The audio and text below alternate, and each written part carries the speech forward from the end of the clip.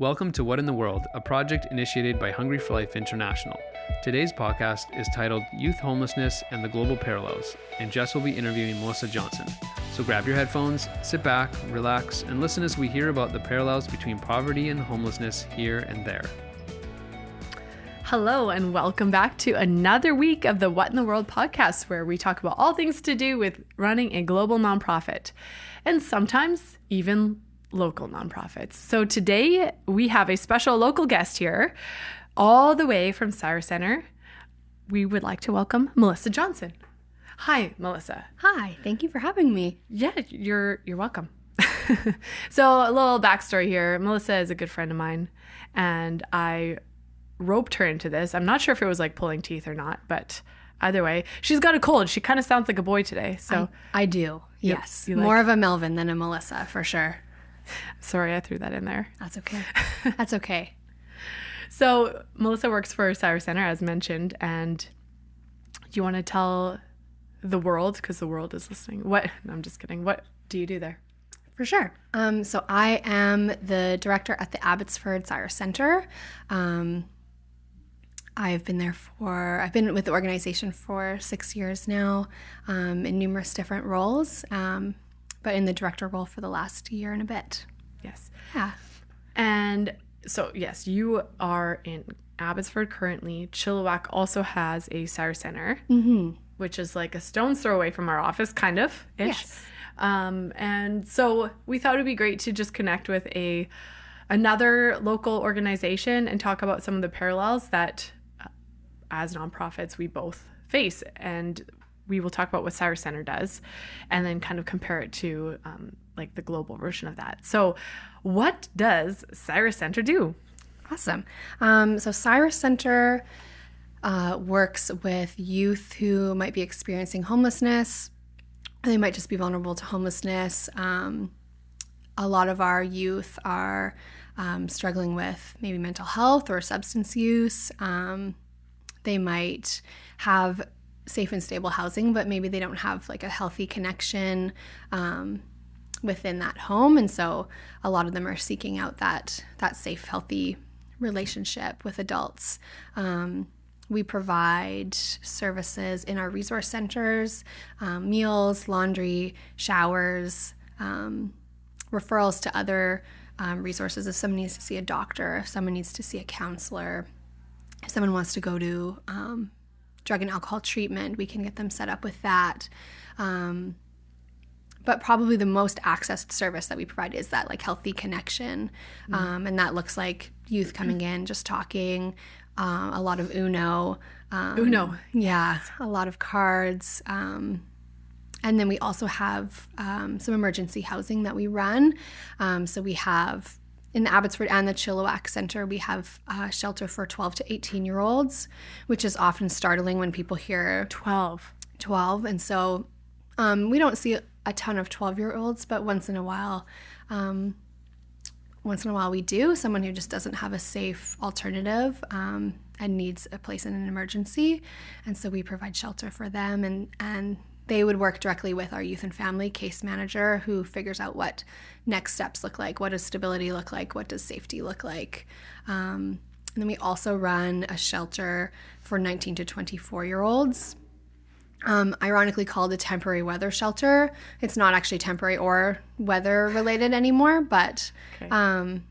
We used to run it just during the winter months, and then BC Housing asked us to extend that, and we've just kept extending it. And so that shelter provides beds for 19 to 24-year-olds, and they would work with our outreach team to also figure out what kind of supports and services they need moving forward. So whether that is independent market housing or supportive housing, whether they need to figure out employment, education, maybe income assistance, things like that.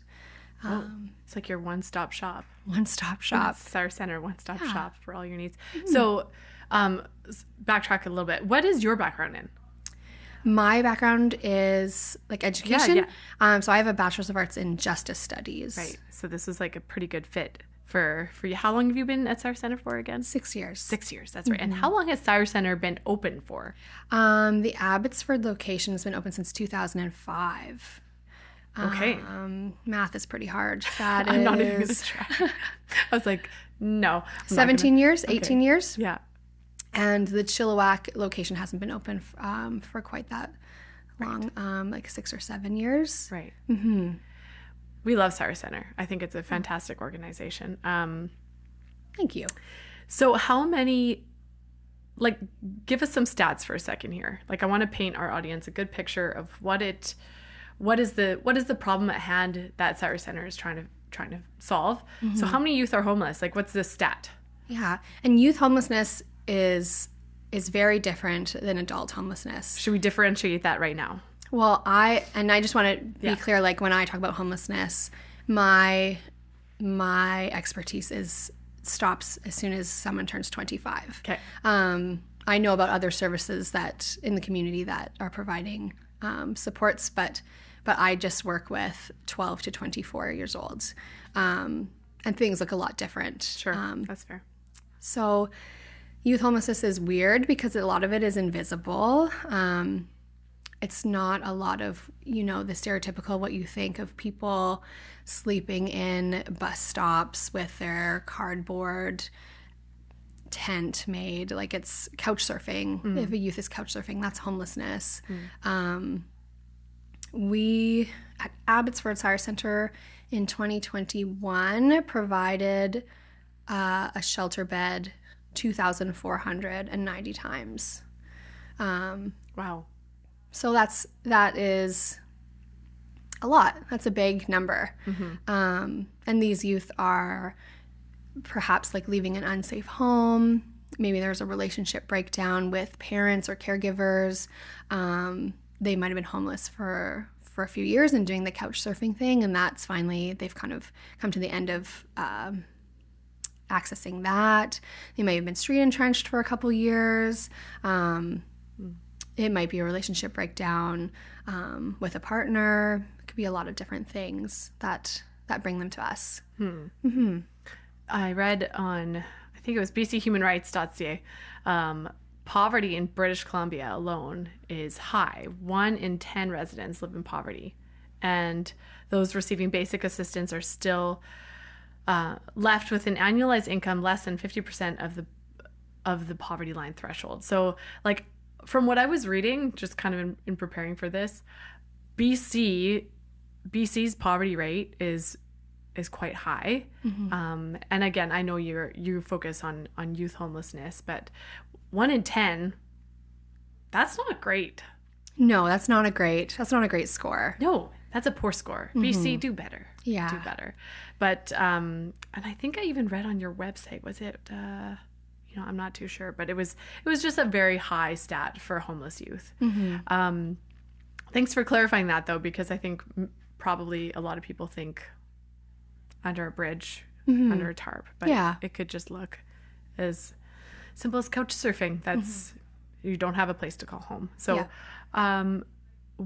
what are some of you kind of touch on this, but what are like the main causes of homeless youth? I think that youth homelessness is, a lot of people think that it's caused from poverty. And I think that can be a contributing factor, absolutely. But I think that it is a community issue. I think that these youth don't have community where it's safe and supportive oftentimes. And it leads them into these situations that inevitably cause them to lose their housing. Would an example of that be like a kid makes a decision a parent doesn't like and out they go? Like that? Is it as simple as that? Sometimes. Yeah. Sometimes it's that. Sometimes I think that families aren't equipped. I would argue that a lot of the youth that we see, their parents would have been Cyrus Center youth. Okay. If we existed then. I think there's a lot of people who just aren't equipped because they have their own struggles. They've got their own mental health, substance use, poverty, that it's really difficult for them to navigate when their children are involved in certain things, or they just don't have the capacity to navigate conflict well, that kind of thing. Yeah. Mm-hmm. Yeah, that makes sense. I was talking to a colleague about orphans. We deal with orphans, not so much homeless youth, but I mean, different. And she said that they categorize them into 3 different kinds. There's total orphan, there's partial orphan, and there's economic orphan. And like an economic is like the parent, like kind of the same, like parents just don't have the means or resources to provide for the child. And so it's just, they let them go, which is, it's sad. What makes a youth at risk? Do you want to, can you kind of explain like are there categories of at risk? Is there like higher risk? Is there lower risk? Interesting. I don't know officially. Okay. That's a great question. At risk, I would describe at-risk youth as at risk of some sort of harm. So we think of like on a track to safety, on a track to harm. So things like lack of healthy connection in the home, lack of mentorship. It could be your peer group. It could be mental health. It could be substance use. It could be the way relationships were modeled to you. We think of like a lot of our female youth and their unhealthy relationships with males, and that makes them at risk to continue having healthy relationships with male, and what that looks like on the pathway to harm. Yeah, absolutely. Yeah, gotcha. Those are the things that I would use to describe. Yeah, that's how I would describe at risk. Yeah. Yeah. So when a teen comes to you guys, do you notice a shift psychologically? Like, say it's like excuse my ignorance, okay? But like they're newly homeless, and you see them month after month, possibly year after year. How do you see a psychological change in said teen? How does homelessness affect them psychologically? Like their coping abilities, their abilities to think straight, like all the factors, like, you know, their lack of community, their lack of feeling loved and wanted, and like how does that affect them psychologically? I think the biggest thing that you see is this like switch into survival mode, which I was thinking about this the other day. Like, I don't think I've ever been in my entire life in survival mode. I don't think I could ever say I've had to make decisions based on survival. Very luckily, I'm very blessed.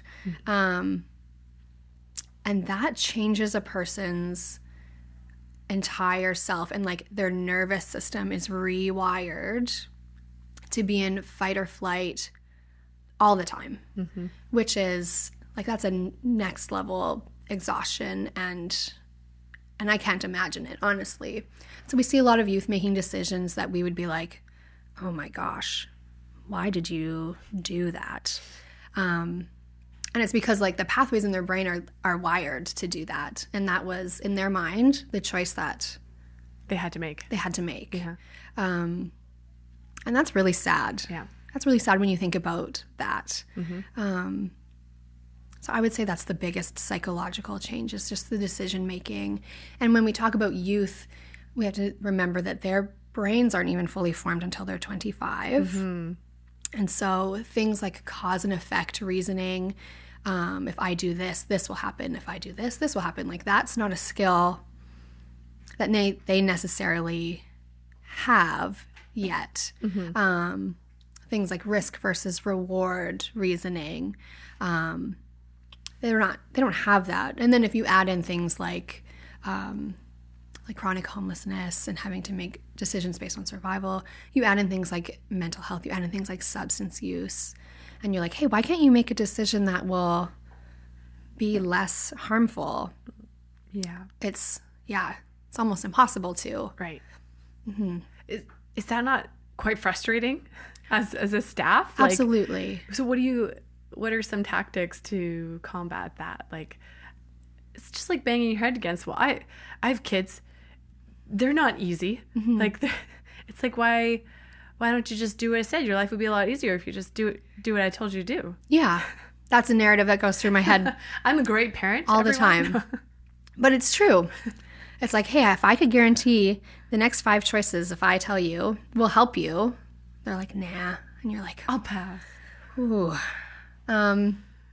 So we show a lot of grace. Yeah. You're great at that, by the way. Thank you.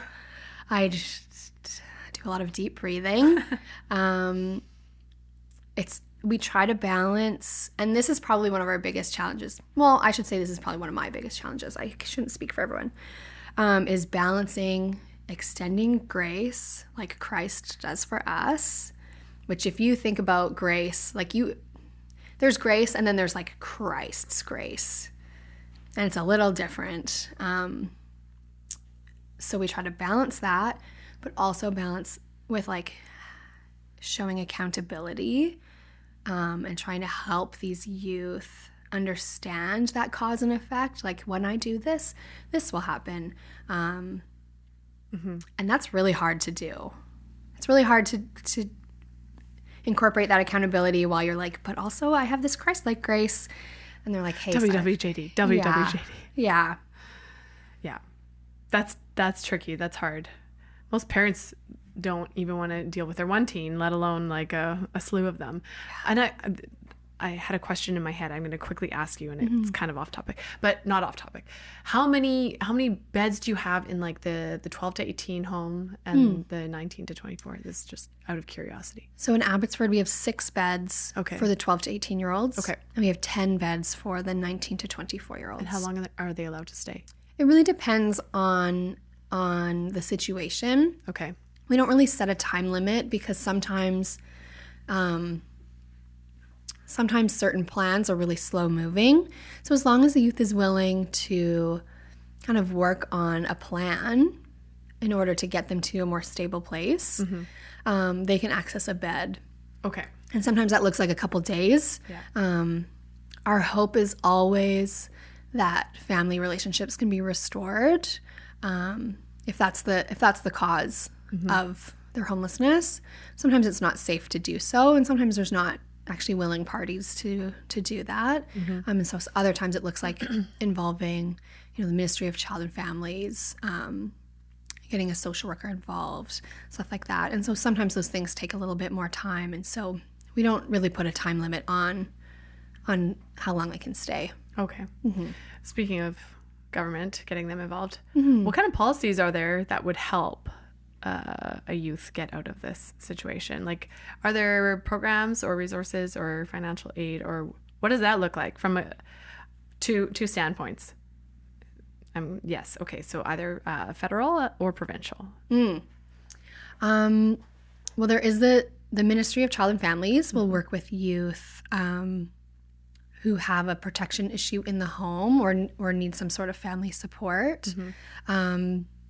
And that looks a little bit different depending, again, on like what's going on in the home. Their hope is always to, if it's safe to do so, to reconcile families together. But sometimes, again, it can't happen. And so it looks like removing a child, placing them in some sort of temporary care or permanent care. There is a financial assistance through the Ministry of Social Development and Poverty Reduction, which is what people, that's welfare. People will often call it welfare. Gotcha. Or income assistance. Okay. So you can apply through one of their staff, kind of have to display that you have some sort of financial hardship, that you can't actually earn a livable income. And then you receive typically around $1,100 a month, which also isn't a livable income, right? When rent prices are at least that. At least, yeah. If you're a person with disabilities, then you can apply for PWD, and you get a little bit extra funding through that. Is it all easy to access, or is there a lot of hoops to jump through? It can be easy if you know who to talk to.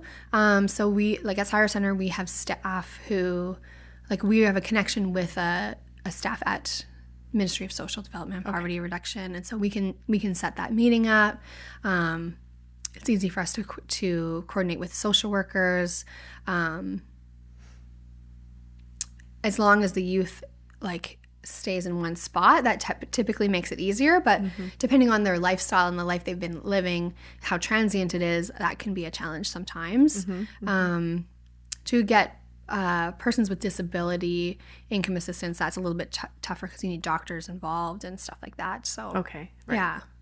So those are kind of the two main government supports. There's also like our provincial housing authority, which is BC Housing. They'll provide things like subsidized housing, which there's a few different places like in Chilliwack that you probably know.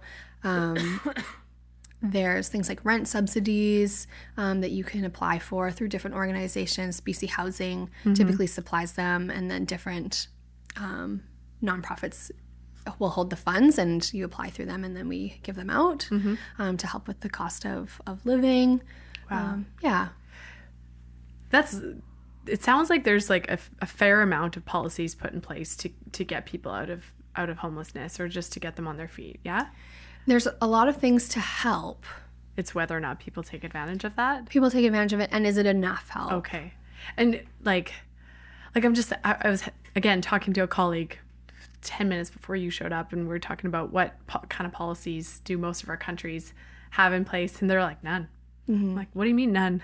They're like, nope. Like kind of SOL, like in Kenya and Uganda, there's some that old age pension, but you can hardly even get it. Like it's not easy to access. Or in Peru, they're like, yeah, we will help you out. We work with a people group called the Quechua people, and they could have government assistance, but then they have to be close to a government facility, which is a 3-hour rugged terrain walk there. And so it's like, I'm happy to hear that our policies that in Canada are accessible, because we work with a lot of like our people are heavily reliant on nonprofit organizations. Would you say that youth are also heavily reliant? Like there's Sire Center. What else is out there? UGM, I'm sure they could go to as well. But like, what's the balance between nonprofits and like government policies and aid that help them, or do they work a lot hand in hand? I think they work a lot hand in hand. Okay. And that also depends on the municipality that you're in. Things look different city to city because the municipal government has a hand in that as well. In different policies and different even things when it comes down to like bylaws and stuff like that. It can look a lot different. Yeah. It's interesting when you bring up like the countries that Hungry for Life works in, and it's so different, I think. And I don't have a ton of experience internationally, but I've been to West Africa a few times, and it feels so different. Like the community there, it's like your problem is my problem because you belong to my community, and the poverty is much more drastic there. I would say as a whole, like as a country. Canada, we're very fortunate. We have lots of money. We have lots of resources. But I think until we master that community piece of taking care of people's hearts, I think we're just like polishing the brass on the Titanic when we're like, hey, here are all these different funding sources. Here's all this. Like, I think we need to do a better job of taking care of that hard stuff that you see in developing countries so much. They're doing it so much better than us. That's such an interesting point that you brought up. Also, I like your Titanic analogy. That was thank you. Because, again, when I was talking to my colleagues a few minutes ago, they're like, it's not the government, and it's not even necessarily NGOs. It's community.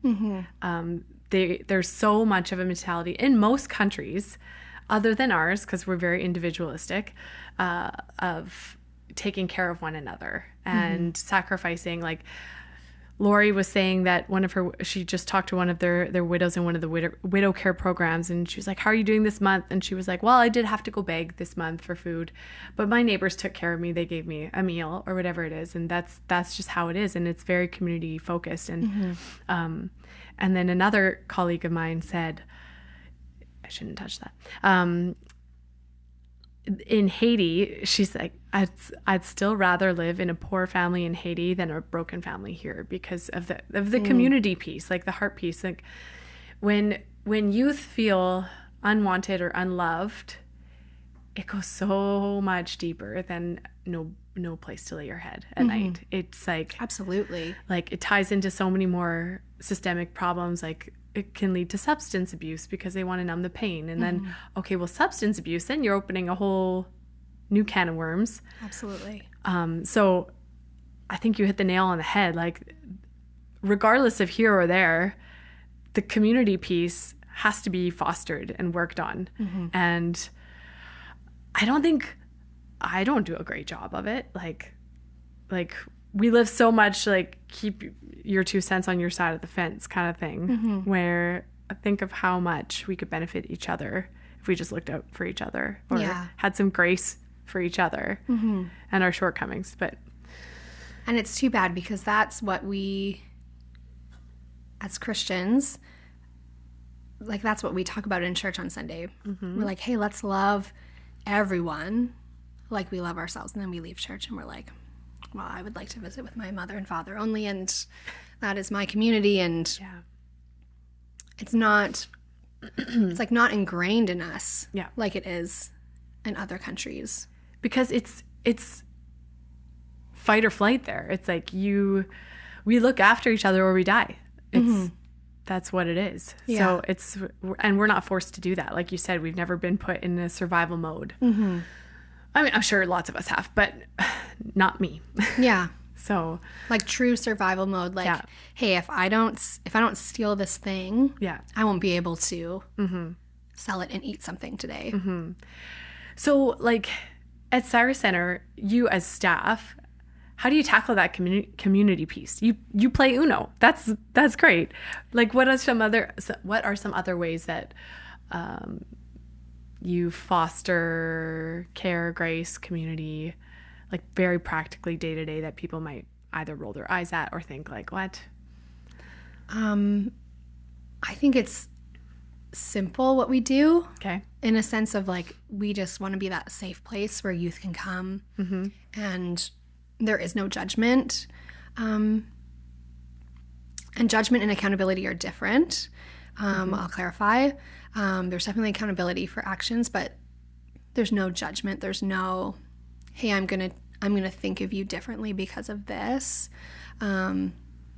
We have such an incredible team of people who are like different puzzle pieces in these kids' lives. So we have volunteers who are like women in their 50s who are just like these compassionate, loving mother figures who just want to like make a grilled cheese and tomato soup for this kid who probably doesn't have that connection with their mom.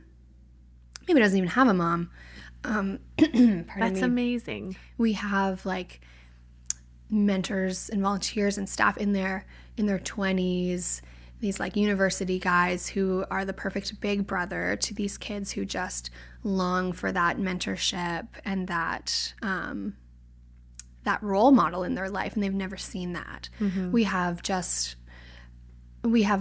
our morning staff who wakes the youth up every morning. He's 74. He's been there for, I don't know, 1 million years. Serious? And he is just like this loving grandpa who just wants to make breakfast and wake these kids up. And like everyone fits a different need. Some people love talking, giving advice. Some people love listening. Some people love just giving a hug. Some people like it's incredible. Wow. And I think that youth just thrive off this like this genuine relationship. We're not trying to act a certain way so that we can slip a Bible into their like backpack on their way out. We are who we are. if they're interested in learning about why we're doing what we're doing, then we have the freedom to share that with them, which is really special. Yeah.